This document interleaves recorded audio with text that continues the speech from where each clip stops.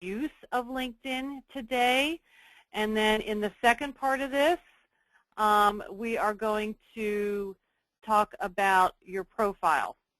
And I used to do it in the opposite order. First talk about the profile and then how to use LinkedIn, and I actually find it works better to do it this way. So as you better understand how to use LinkedIn, then you will that'll begin to give you ideas about what you want to do with your profile. So as I said, we're a small enough group here. Feel free to unmute yourself and ask a question. I'll either deal with the question then. I'll indicate that I'm going to deal with it later today or in part 2, or I'll just make a note of it to be sure that we cover it in one of the 2 sessions.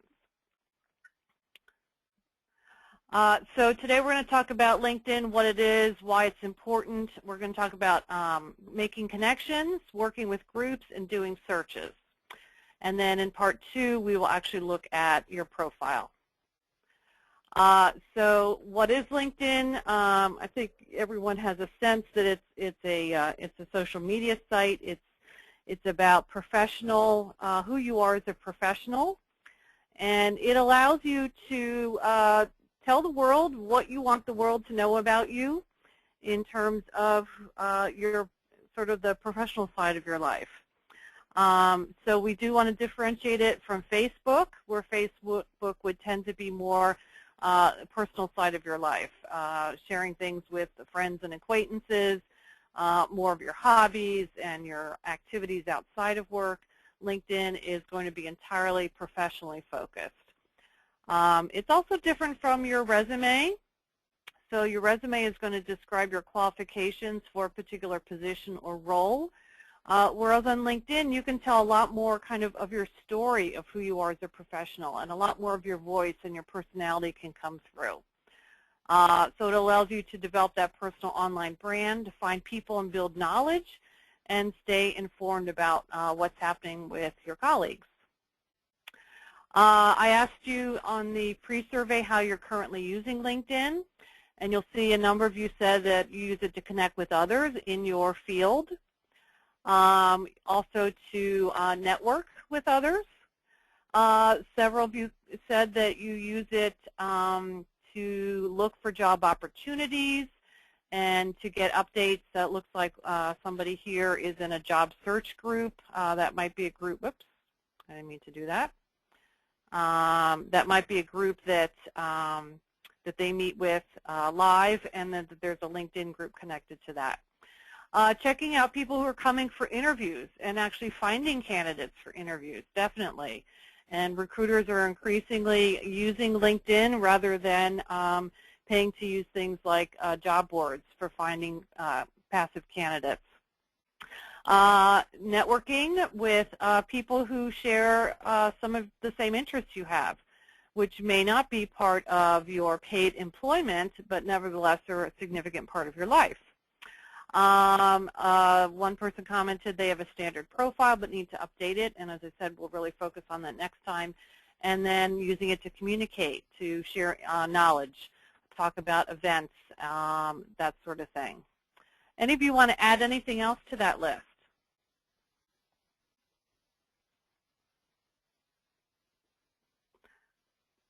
Okay, some of the ways I use LinkedIn. I use it to find people for a particular need that I have.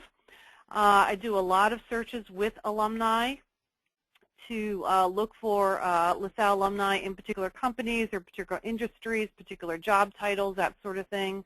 I run an alumni career blog, and so I will use LinkedIn to search for people who are have expertise in a particular field or industry. I'm also active in a couple of professional associations, and so I might use LinkedIn to find speakers or to find people that I want to invite to be active with those professional associations. And I also use LinkedIn to share my knowledge and my experience with others. LinkedIn is only as strong as the connections that you make, so we want to look at what makes up your LinkedIn network. The nice thing about LinkedIn, you're the purple person there in the middle. You are the center of the universe. And you have, in this case, 4 first-level connections. Those are the red people. but each of them is connected to people. Those are your second level connections, and each of those are connected. Those are your third level. If you do the math, if you have 100 first level connections, and each of those is connected to 100 people, and each of those is connected to 100 people, can anyone do the math for us and tell me how large your network is going to be?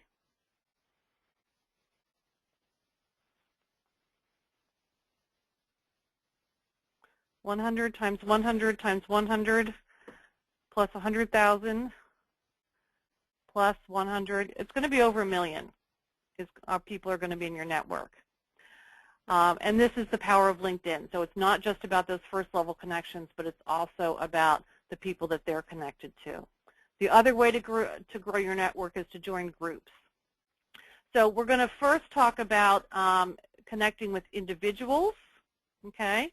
What those first level connections that we looked at in the diagram here. I'm going to go back. So these red people, those are your first level connections. And the first question that comes up is, who should I connect with? So go ahead and unmute yourself, and I'd be interested in how you would respond to that question.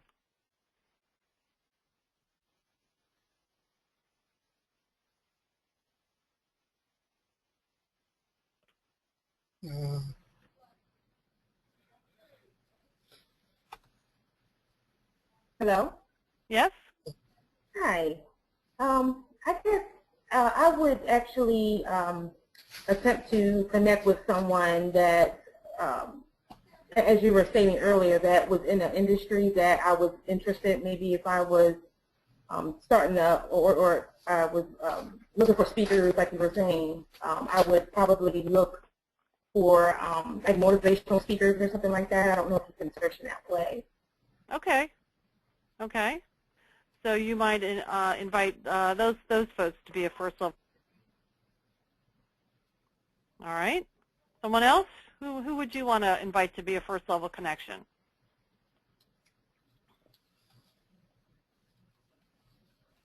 I would want to invite people in the industry that I could learn from. Not necessarily like in a teaching environment, like in a educational setting, as far as typical, but just be able to listen, learn from their posts and discussion questions. Okay, and you're bringing up one of the things about LinkedIn I want to emphasize is one way of identifying people you might want to invite to connect with is through your activity in groups. And as you see people posting things, you notice the questions they're asking, the events they're posting, the articles they're posting. That then begins to tell you something about them in addition to their profile. And based on that, you might want to invite them to be a first level connection. Plus, being in the same group and commenting, hey, I noticed the post you had in our group about such and such. I read that article, very interesting. Would love to chat some more about that. Let's connect on LinkedIn. So the fact that you read something they posted in the group makes that connection point in terms of reaching out to them. There are kind of two extremes for who to have as first level connections.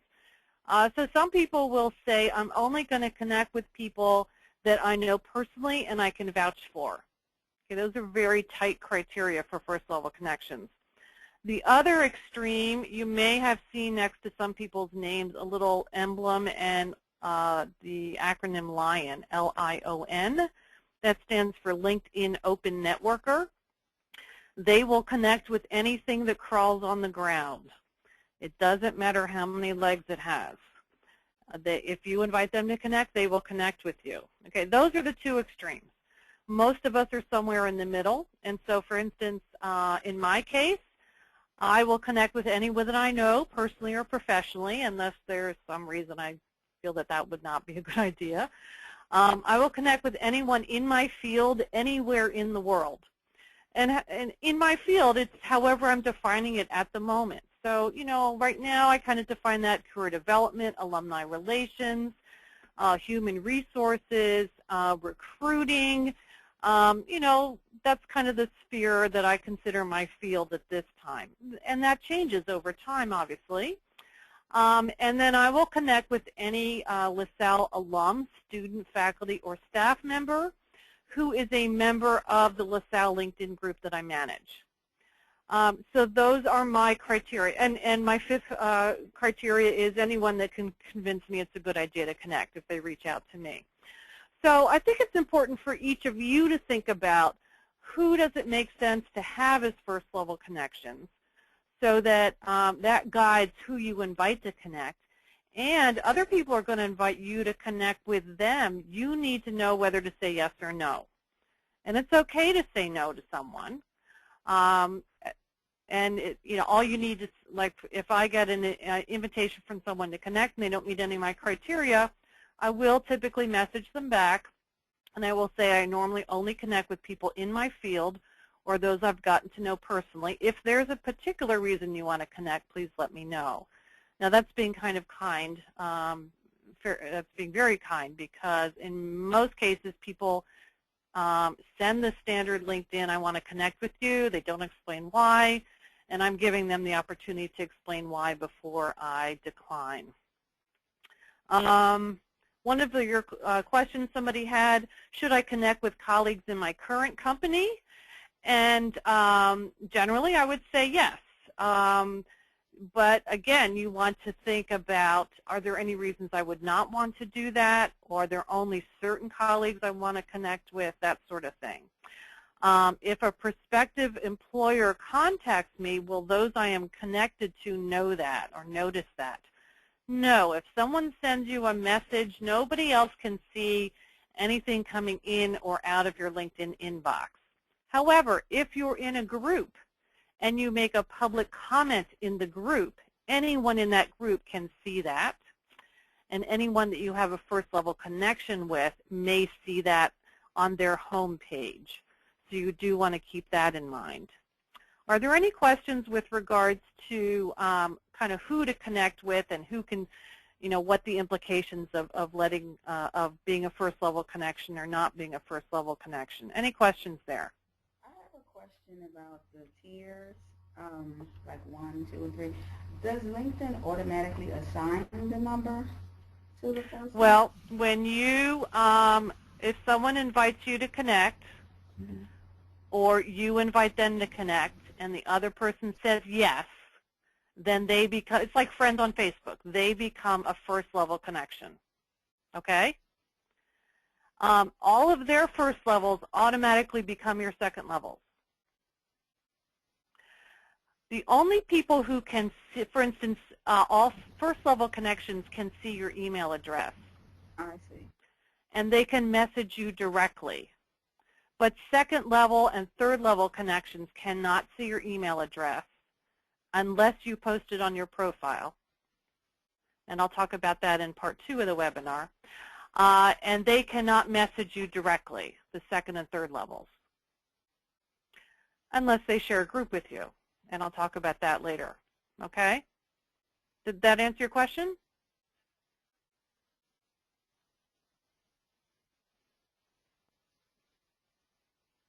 Okay, I'm going to take silence as yes. It does. Sorry, I keep. Okay, all right.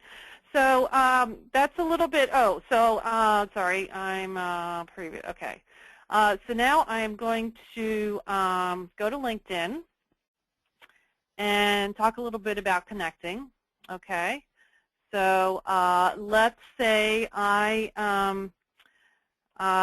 was at a meeting on campus and I had a chat with this woman named Lynette Clement, and I decide to invite her to connect. Did I spell it right, Lynette? No, 2 N's, right? 2 N's. There we go. There she is. Okay. So you can see this is how I found her. I just put her name in the search box and then hit enter on my computer keyboard. If there were 10,000 Lynette Clement spelled this way on LinkedIn, since I know that she's in Philadelphia, I could come over here then and just select Philadelphia under location. Okay, and then I would only see the Lynette Clements in Philadelphia. Or if I know she works at LaSalle, I could come to current company and either select LaSalle, or if the current company wasn't showing up, I could click add and start typing it, and then I would only see. So if you're looking for Jim Smith, who works at LaSalle University, there's going to be a ton of Jim Smiths on LinkedIn. Now, Lynette is fortunate. She's the only Lynette Clements spelled this way on LinkedIn. That makes her special. So what you'll notice here is that Lynette and I are second-level connections. What does that mean? It means that I have a first level with someone she has a first level with. And in fact, over here on the right side, I can see who that person is. In fact, we have several. We have 12, okay? So I'm connected to Peg McCooey, and Lynette is also connected to Peg. That's what makes Lynette and I second-level connections. Now, if I want to be a first-level connection with her, I would just click here where it says Connect. And typically, unless someone has changed their settings, this is what you're going to show on your screen. So how do I know Lynette? Well, we are colleagues. We both work at LaSalle University, so I could select that. Okay? If we went to the same school, I could select classmate and then select the school that we both went to. If, for instance, Lynette and I did not both work at LaSalle, but she was a supplier or vendor or whatever, if we'd done business together 10 years ago, maybe when I was a consultant at the Strategic Source, Lynette and I, we didn't work together at the same company, but she was one of my clients or something like that. I could select that, okay? If Lynette and I are friends, I can select friend. And other, if I know her email address, I can try and send a message this way as well. Some people's email address is going to be easier to find than other people's, okay? Maybe I have a business card from a meeting I went to, a professional association meeting, and I know her email address now. And after chatting with her briefly at the meeting, I'm now going to invite her to connect. So I would just click Other, put the email address in, okay? If you click I don't know Lynette, LinkedIn is not going to allow you to send an invitation, all right? LinkedIn is going to say you have to know her somehow, all right? In this case, I'm going to select colleague, okay, because we both work at LaSalle. And here is my strong recommendation. You never, ever, ever use the standard invitation. You always personalize it. Lynette, it's been great collaborating with you on the webinar series, and I look forward to working together with you in the future. Let's connect on LinkedIn. Lynette, it was great to meet you at the such and such presentation a couple days ago. If you're interested in connecting, let's do that or something like that. So depending on how you know the person, why you'd like to connect. Lynette, I came across your profile doing a search. I'm looking to grow my network of other instructional technology professionals in the Philadelphia area. Would you like to connect on LinkedIn? So any questions about how to use anything on this page here?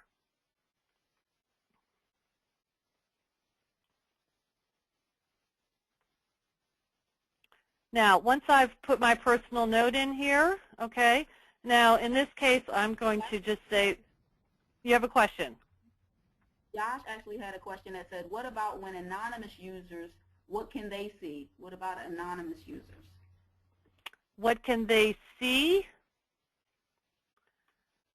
In terms of see on your profile? Or as I'm assuming, yes, like can they see your email address?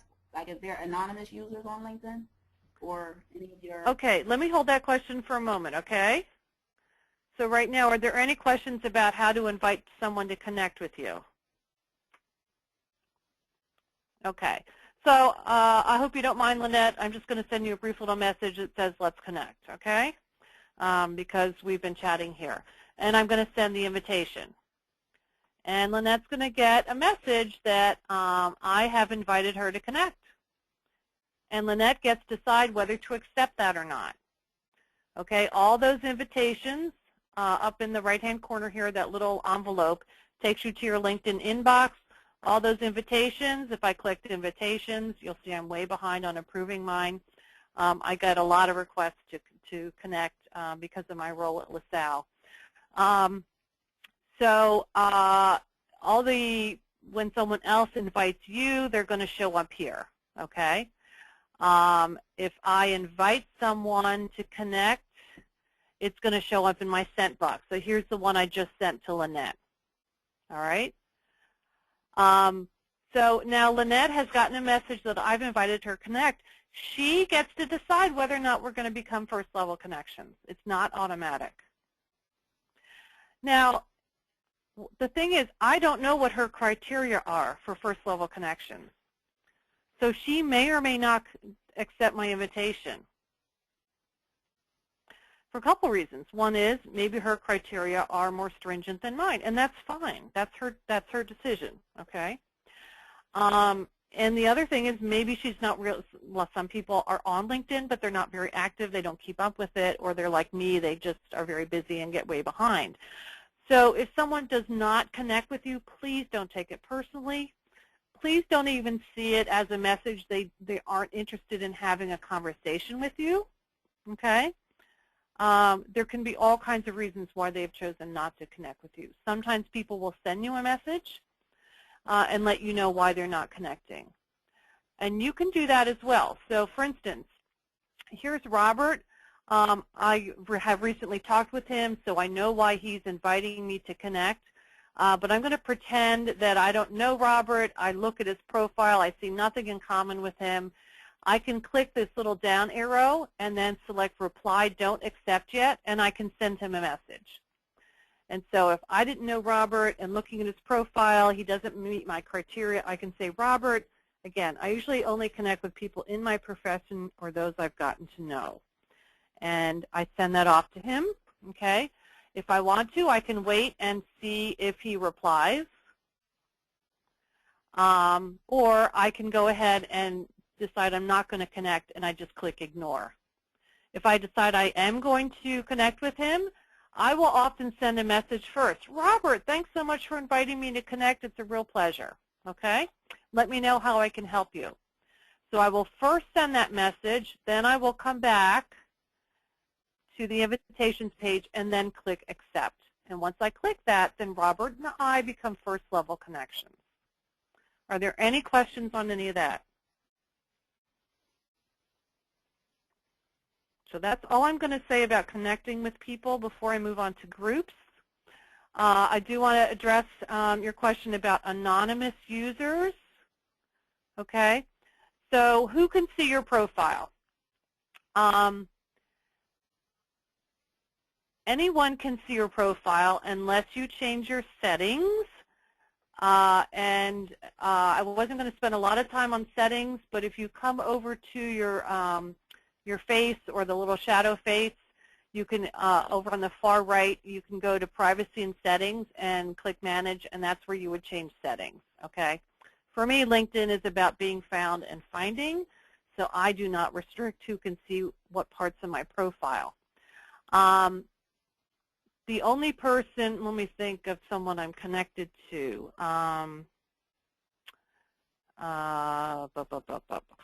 Okay, Susan. Okay, here's somebody that I am a first level connection with. Okay, I don't remember if she invited me or I invited her. And because we're first level connections, when I click contact information, I can see her email. So I could email her directly or send a message through LinkedIn because we're first level connections. But anyone that I'm a second level connection with, I would not be able to see their email like that. Okay, I'm not sure if that answered your, let me know if that answered your question about anonymous users. Maybe you're referring, when you go to your home page and look at who's viewed you, is that what you're referring to?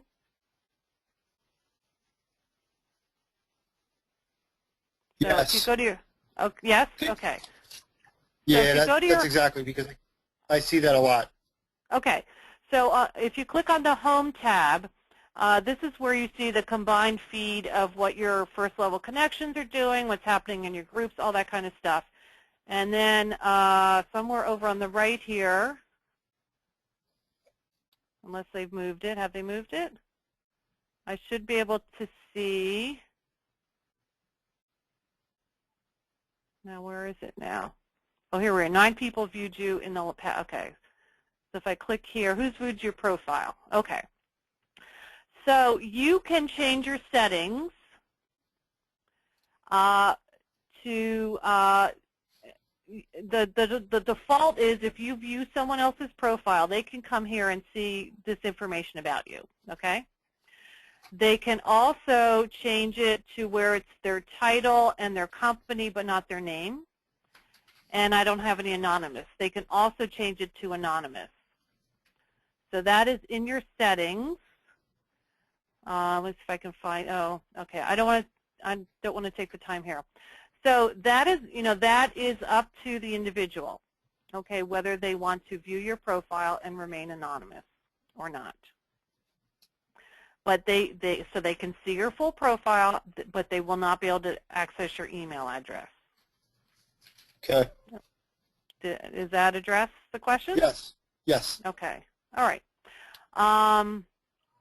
Okay. So now we're going to talk about briefly about groups. Let me slideshow from current slide. Okay. So groups. We've talked a little bit about groups. Why would I want to join a group? Okay.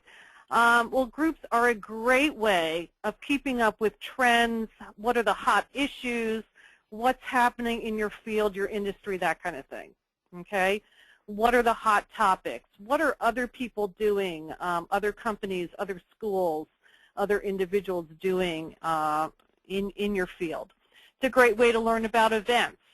It could be in-person events. It could be upcoming webinars. Through the groups I'm in, I hear about all kinds of very interesting webinars. In fact, I could probably be a professional webinar viewer if I wanted to. So I have to choose carefully which ones I actually participate in. It's a way of getting noticed. So as you participate in a group, as you comment on other people's discussions and initiate discussions on your own, as you reach out to people who are in a group and invite them to connect or request, could we have a 10-minute phone call? I'd like to hear more about the work you're currently doing in such and such. Or I'd like to chat with you about how you were able to land a position after you got your master's degree, or whatever, okay? So it's a great way to reach out to people who don't know you, who you don't know, because you're in that group together. That brings that initial wall of resistance down. And a really wonderful thing about groups is you can send a message through LinkedIn to anyone you share a group with, even though you're not a first-level connection, unless they've changed their settings, okay? So I'm going to show you all that in just a moment. Any other thoughts from you folks about why it's good to join groups and be active in groups?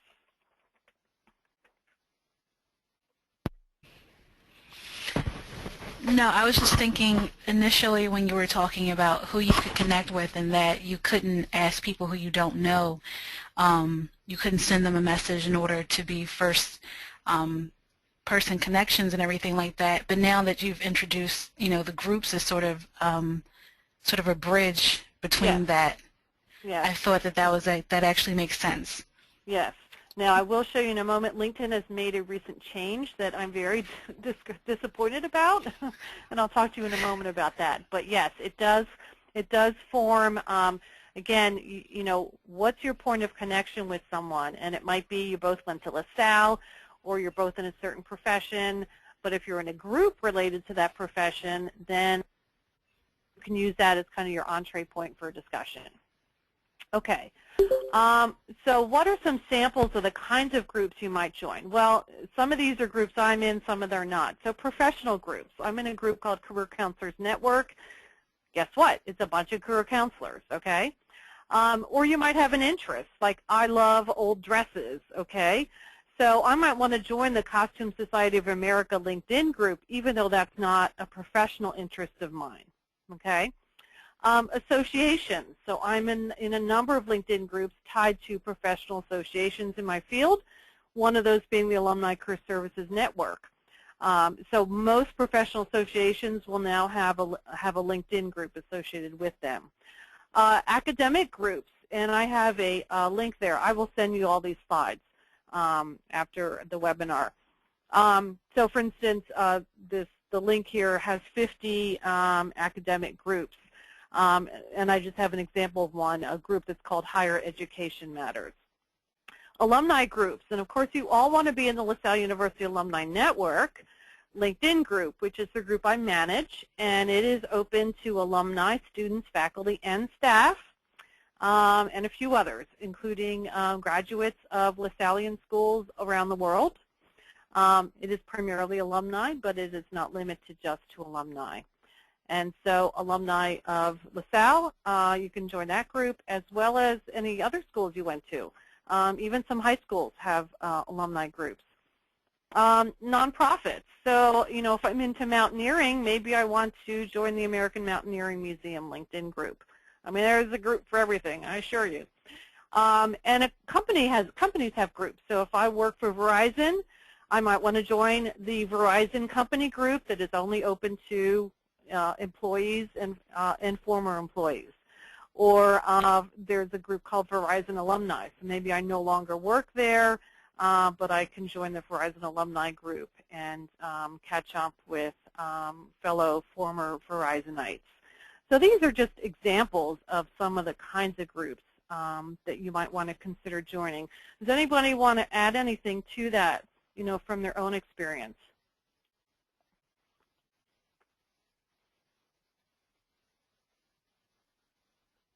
Okay. Well, let's, I'm going to close that and go back to LinkedIn and talk a little bit about groups. Well, how do you find a group? Well, one of the easiest ways is to just put some keywords in a search box at the top here. So if we put in the words instructional technology, okay, as an example, if you spell it right, and just put it in there and click. And then over on the left side here, I'm going to see where it says groups. I'm going to click on that, and now I just see groups with those keywords. Initially, LinkedIn is going to show me groups that have both of these words in the title. It's going to start with the largest group and go down to the smallest. So here's a group called Instructional Technology. It has 3,059 members. Now, LinkedIn is going to show me groups that have one of these words in the title and the other word in the description. So here's a group, Instructional Design and E-Learning Professionals. It has almost 75,000 members, okay? And so on and so forth. Eventually, LinkedIn will show me groups that have these two words in the description, but none of the words in the title. And, you know, when you get down to page 10, you're going to find groups that have one or two people. In other words, somebody started a group but wasn't actively managing it. So based on this, let's check out this group. I can just click on the name and go to the group information page. And every group has one of these pages. You'll notice this particular group has a padlock here. This means it's a closed group. That simply means I cannot see discussions or contribute to discussions until I join the group. An open group does not have the padlock symbol, and I can see discussions, contribute to them, even start a discussion, but I do not have access to the members until I join the group. Every group will have a group profile. Some of these are, you know, as long as 2 words, and some of them are several paragraphs. You will also see who in your network. Oh, Lynette, you said we could be first level connections. Thank you. Look at that. She already approved. She already said yes.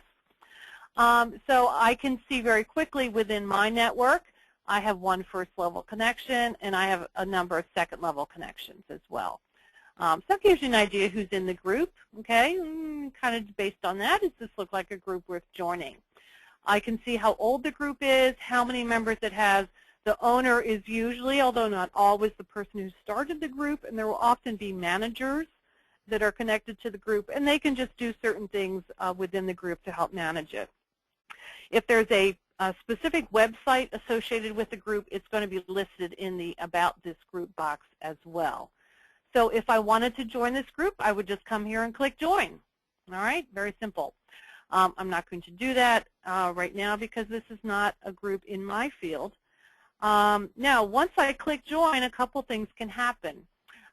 In some cases, I would automatically become a member. That's all I have to do is click Join, and now I'm a member. Okay? In other cases, the owner or managers are going to approve me to join the group. So they have criteria for membership in the group, and if I meet those criteria, they'll approve me, and if I don't, they won't.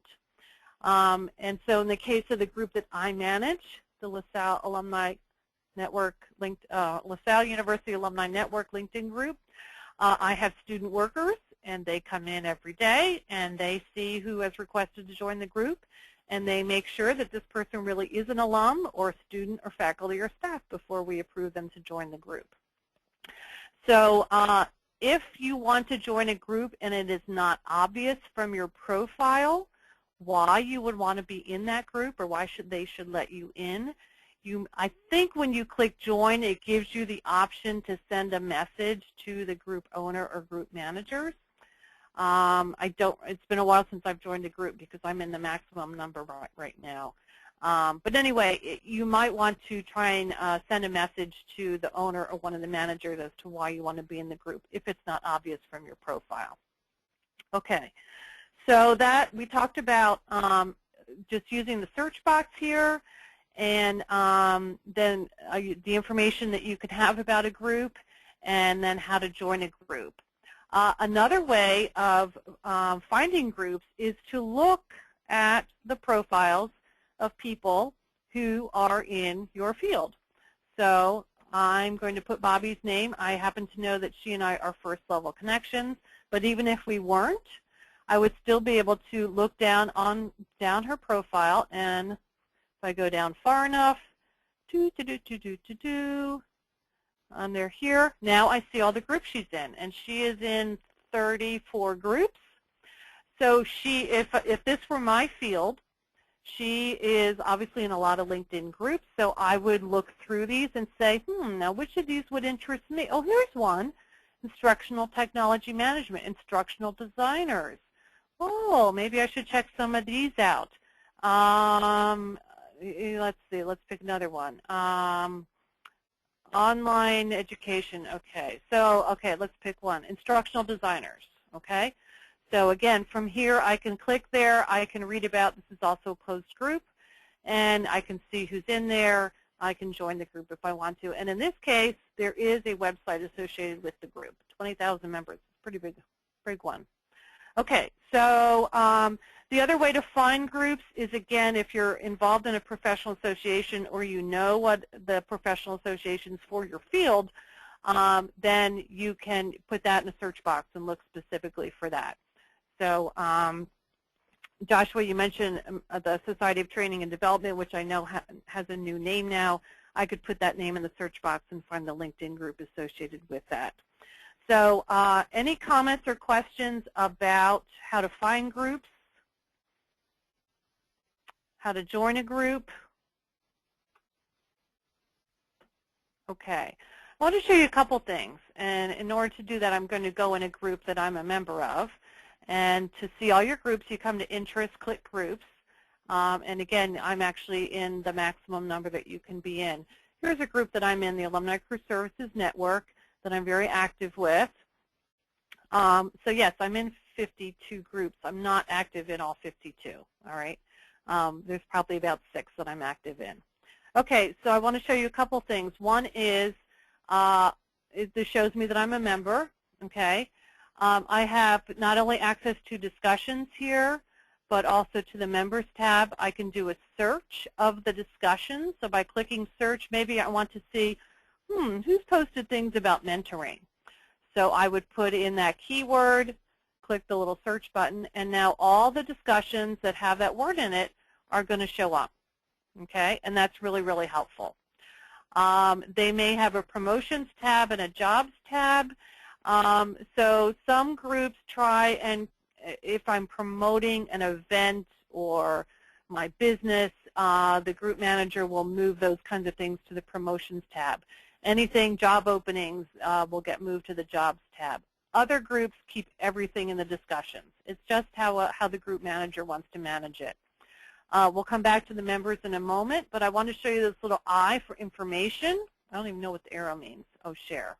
Okay, so by clicking on information in a group that I'm in, By going to group profile, I can go to that page I showed you before.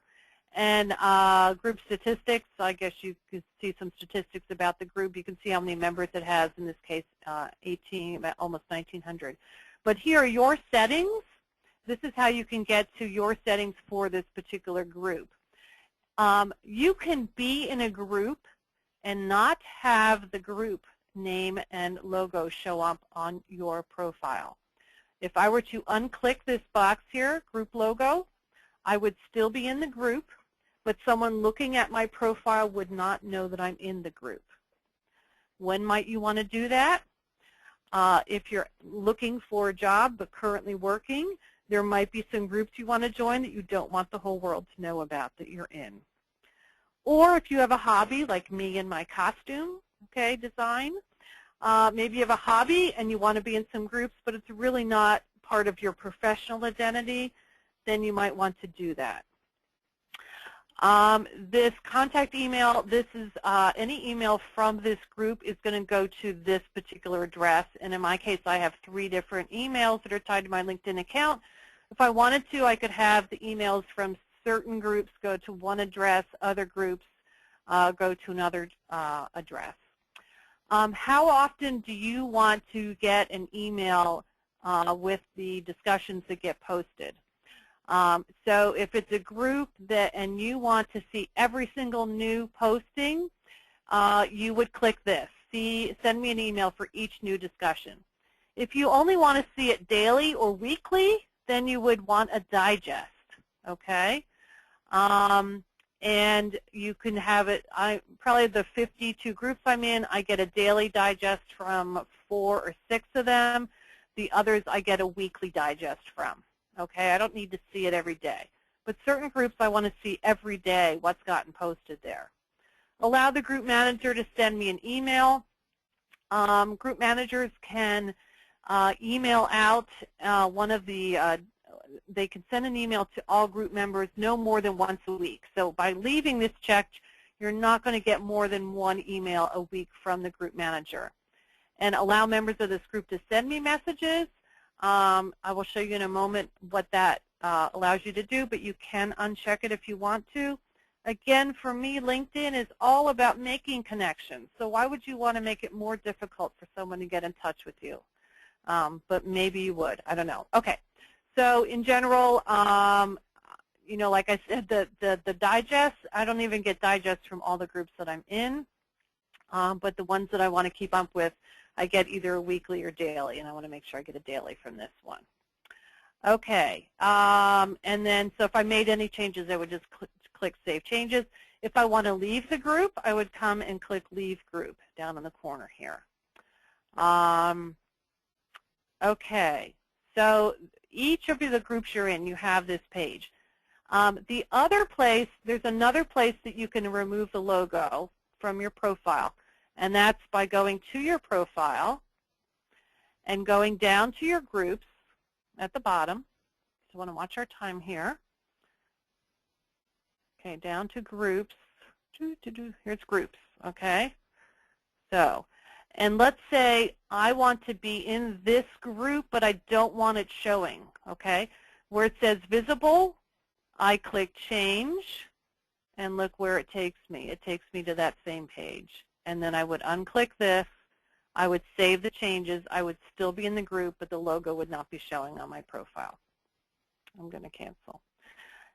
Any questions on anything I've covered so far? No. All right. A few more comments on groups. Once you're in a group, my suggestion, rather than starting to post a lot of things, is to comment on things other people have posted.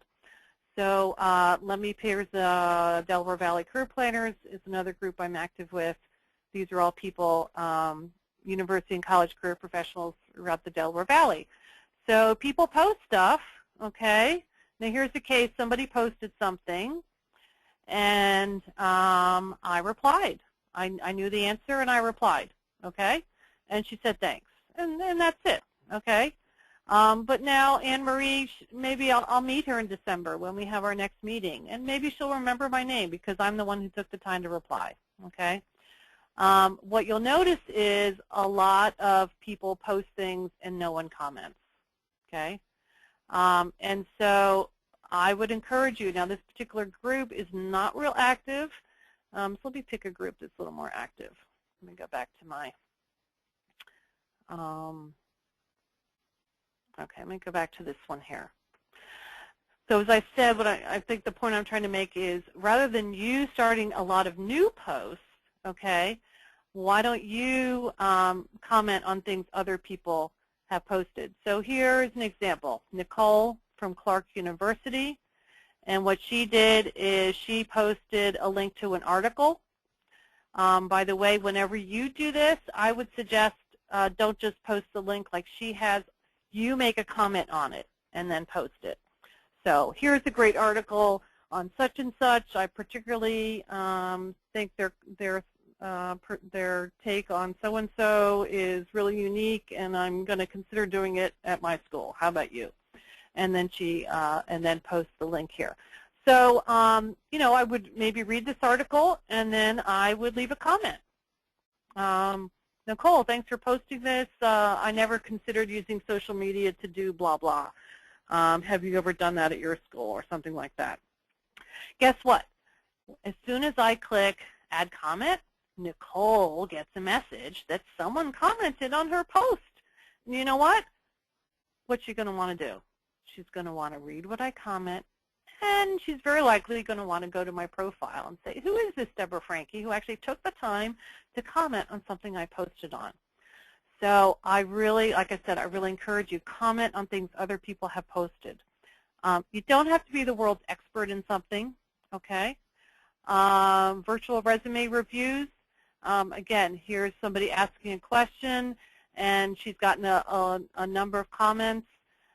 Maybe I don't know much about that, and maybe my comment is simply, you know, other people have said, wow, this is a great conversation. I didn't realize there were so many options for doing virtual resume reviews. Okay, I don't have to be the world's expert to make a comment. And not only now, in this case, not only is Jennifer going to get that, but everybody who's already commented is going to get that. I added a comment. All right. Now you can see I actually added a fairly substantive comment to this discussion. Okay, so those are some thoughts I have in terms of, you know, getting involved with groups. Let me finish up with one more thing on groups, and then that'll be it for tonight, and I'll just close with a couple comments. So by clicking on the Members tab here, so here's Jennifer Edwards. Okay, I'm going to remember her name.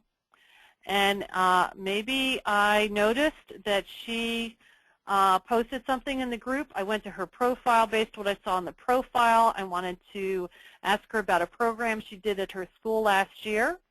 So I go to the Members tab in the group. I put either her full name or part of her name in. If there were more than one Edwards in this group, they would have all come up. And right here, I just click Send Message. Now, she's a second-level connection. She's not a first-level. But because we share this group, I can send her a message.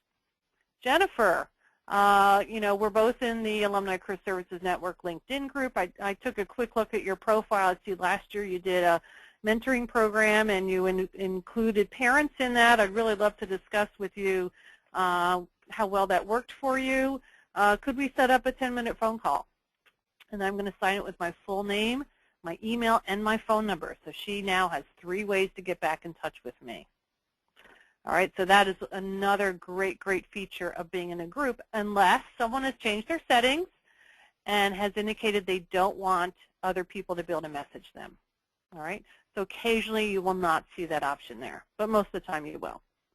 All right, I'm going to open it up for questions at this point about groups. I don't know how many of you are still there. Yes. Deborah, I just wanted to know. Yes. How, like, if you wanted to create a group yourself, like, how would you actually go about doing something like that? That's a great question. It's, let me see if I can answer it quickly or not. Let me show you over here by your photo over on the right-hand side. If you go to the bottom is a help center, And by clicking on Get Help, I can type in a keyword.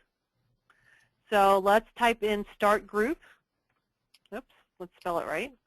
Start Group.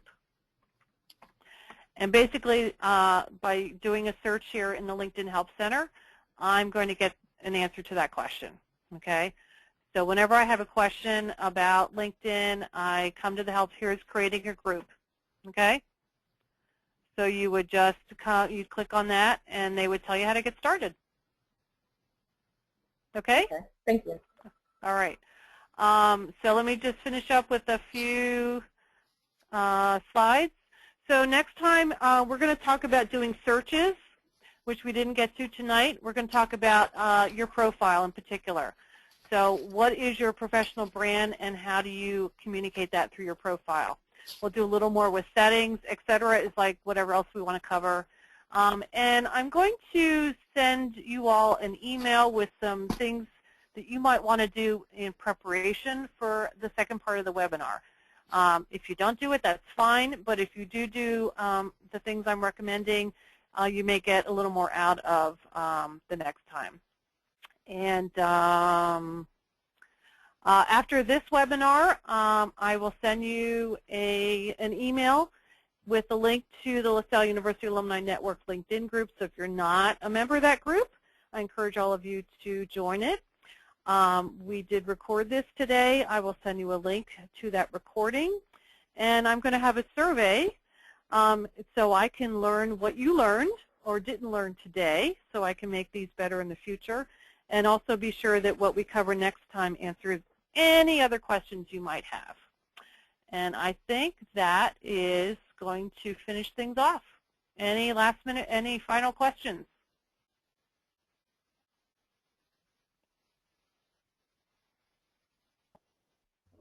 Thank you so much, Deborah. I don't have any questions. If anybody else has questions, now is the time to ask them.